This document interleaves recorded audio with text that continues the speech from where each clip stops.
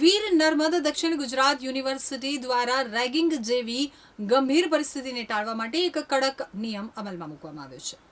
વીર નર્મદ દક્ષિણ ગુજરાત યુનિવર્સિટી દ્વારા રેગિંગ જેવી ગંભીર અને અસહ્ય પ્રવૃત્તિઓને અટકાવવા માટે વધુ એક કડક પગલું ભરવામાં આવ્યું છે।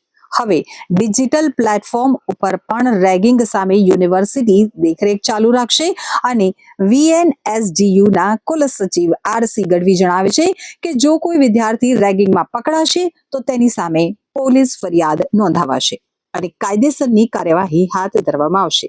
જે કોલેજો રેગિંગ રોકવામાં નિષ્ફળ જશે તેમની ગ્રાન્ટ સહિતના તમામ યુનિવર્સિટી લાભો અટકાવવામાં આવશે। તો યુનિવર્સિટી દ્વારા વિદ્યાર્થીઓની સુરક્ષા અને આરામદાયક શૈક્ષણિક વાતાવરણ માટે આ નિયમોની અમલવારી તાત્કાલિક અસરથી શરૂ કરી દેવામાં આવી છે। ભારત રાષ્ટ્રની હાયર એજ્યુકેશનની અંદર તમામ પ્રકારની ગતિવિધિઓની અંદર નિયંત્રણ કરનારી સંસ્થા એટલે કે university grant commission. University grant કમિશને એક સરાહનીય પગલું ભર્યું છે કે જે સોશિયલ મીડિયાની ઉપર પણ જે આ પ્રકારની અભદ્ર ભાષા અને કોઈના પણ અપમાન થાય એ પ્રમાણેની પ્રવૃત્તિઓ જ્યારે પોસ્ટ થાય છે તેના પર પણ એન્ટી રેગિંગના નિયમો અનુસાર કાર્યવાહી કરવાનો આપણી યુનિવર્સિટીએ નિર્ણય લીધો છે। જેથી અને સાથે સાથે યુનિવર્સિટી પાસે તમામ જે કોલેજો આવેલી છે એ તમામ કોલેજોના મેદાનો વર્ગખંડો જે છે તે અમારી સ્માર્ટ વોલ વિડીયો રૂમ જે છે તેની અંદર એક કનેક્ટેડ છે, એટલે તે લોકોના લાઈવ ફિઝિકલ પણ ચેક કરી શકાશે અને આ પ્રકારની જે છે તેના ઉપર એન્ટી રેગિંગ કાર્યવાહી કરવાનો અમે નિર્ણય લીધો છે।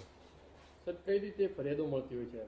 આમ સામાન્ય રીતે ઈમેલથી આવતી હોય છે અથવા તો ફોન કોલથી આવતી હોય છે, પણ હવે સોશિયલ મીડિયા જે છે એના પર તો આપણે પૃથ્વીનો કોઈ પણ નાગરિક સરળતાથી જોઈ શકે છે, એટલે તેને પણ સ્ક્રીનશોટ લઈને અમે કાર્યવાહી હવેથી કરી શકશું।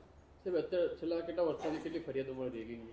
સામાન્ય રીતે વર્ષમાં એક આસપાસ આવતી હોય છે અને એમાં મોટે ભાગે જે છે એ બંનેને બેસાડીને કરે છે, પણ મેડિકલની અંદર જ્યારે વર્ષ દીઠ એક આવી છે ત્યારે તેની અંદર તમામ પ્રકારની કડકમાં કડક કાર્યવાહી કરવામાં આવી છે।